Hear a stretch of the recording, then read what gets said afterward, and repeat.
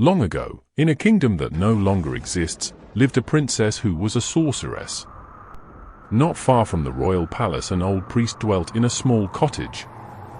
He had living with him a nephew who had been left an orphan when he was an infant. The boy was 10 years old and very quick and alert. Every day he went to the house of a wise old woman who taught him many things. Now it happened that one day, as he came home from his lessons late in the evening, he passed the palace and looked in one of the windows. There sat the princess before a mirror. As he watched, he was amazed to see her take off her head. She proceeded to lather it with soap and wash it with clean water. Then she combed the hair and pleated it in a long black braid. Finally, she put the combed and laundered head back in its proper place on her neck. The boy couldn't believe his eyes. "She must be a witch," he gasped. When he got home, he told his uncle and everyone who came to visit how he had seen the princess without her head. Some scoffed, but many believed him. Not long after this, the princess became seriously ill, and she sent for her father the king, saying, "If I die, make the priest's nephew read psalms over me for 3 nights in a row." The king agreed to carry out her last wish, and in a few days she died. The king had her body placed in a richly carved, heavy oak coffin and carried to the church. Then the king summoned the priest and asked, "Have you a nephew?" "I have, your majesty." "Well then, I command that he read psalms over my daughter for 3 nights in a row." "So be it, your majesty," replied the old priest, and with that he returned to his cottage. In the morning the priest told his nephew to get ready to carry out the king's command that night. The boy quickly gathered up his books and went to the old woman's house to do his daily lessons, but he looked so gloomy that she said to him, "What are you so unhappy about?" "How can I help being unhappy?" he replied.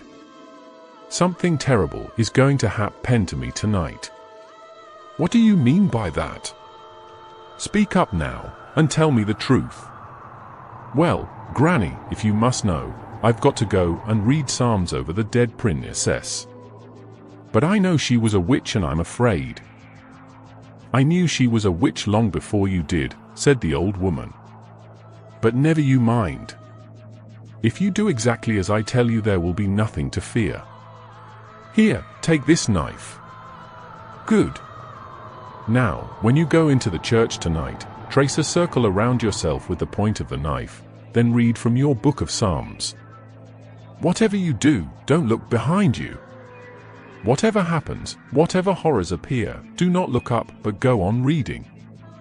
If you look behind you even once, it will be the end of you."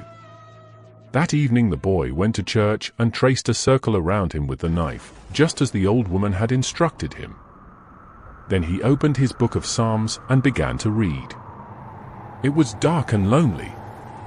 There were creaking sounds from time to time, and the chill night air sent shivers down his back.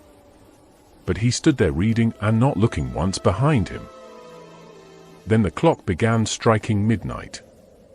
And at the last 2 strokes, bong! Bong! The heavy lid of the coffin began to creak. Slowly it opened, then, when it was halfway up, it flew all the way with a bang.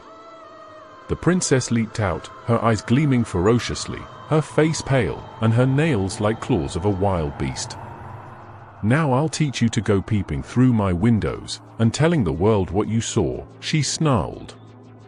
She rushed at him, but when she got to the edge of the circle, it was as if she had bumped into an invisible wall, as if he were surrounded by unbreakable glass.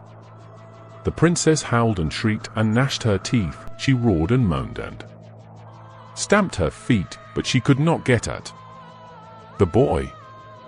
Trembling as he read, the boy did exactly as he had been told. He stood in his protected circle reading aloud, not daring to look anywhere but at the pages of his book.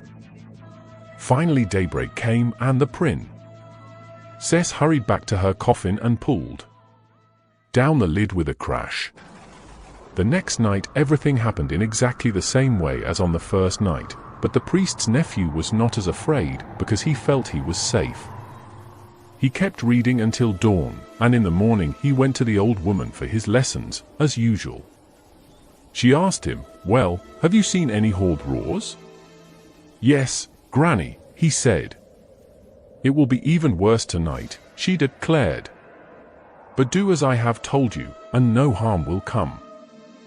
That evening the boy went back to the church and drew the circle with the knife as he had before. Then he began to read, with a fast-beating heart. Tonight he was frightened because the woman had told him the princess would try something worse. At the last 2 strokes of midnight the heavy coffin lid began to creak open as before. Slowly at first, creak. Creak! It fell back, and as it did a thunderclap echoed through the church. The princess leaped out, shrieking such terrible curses that the boy quaked with terror. The creature flung herself at him, only to be stopped at the edge of the circle as she had before. But this time she backed away, raised her arms, and began muttering in a fearful chant. Now wails and moans began filling the air. Bats flew in the windows. The very walls burst open, and grinning skeletons, with blue flames shooting from their skulls, came dancing out. The boy's heart pounded with terror, but he stood his ground and kept reading. Then suddenly the earth seemed to tremble. A low rumbling noise was heard and, horror of horrors, the walls of the church burst into brilliant orange flames that cracked and roared and licked at his feet. He felt the intense heat and smelled a hot sulphurous odor. He was nearly fainting, but he looked neither to the right nor to the left, nor in front nor behind him, but directly into his book of Psalms. Finally the first light of dawn began to appear behind the stained glass windows. The princess uttered one last horrible scream, then rushed back to her coffin, flung herself into it, and pulled down the heavy lid. The minute the lid banged shut, the flames disappeared and the skeletons and bats vanished. All was still and peaceful. But then a strange thing happened. The heavy lid suddenly flew off the coffin and crashed down to the floor. For a moment the boy stood motionless, but all remained silent. As the morning sun came streaming in, he no longer felt afraid. The boy was just getting ready to leave when the church door opened and in came the king. He saw that the coffin in which his daughter lay was open. Then he noticed that she was lying face down. He frowned at the boy and said sternly, "What is the meaning of this?" When the boy told him what had happened, the king turned pale, for he already knew in his heart that his daughter was a witch. He had heard stories, now he had to believe them. His daughter lay as witches lie face down. And no 10-year-old boy could have lifted the heavy coffin lid.so. Calling his servants, the king ordered that his daughter's body be burned to ashes so that the witch's ghost could do no further harm. Then summoning the boy to him, he said, "You are a brave lad, for you have dared to defy a witch. And for that you shall be rewarded with enough gold to keep you for the rest of your life." And being a wise boy, as well as a brave one, he in turn rewarded his uncle, the priest, and the old woman who had helped him to outwit the witch. So instead of one person, all 3 lived in comfort for the rest of their lives. Please like and subscribe for more terrifying tales.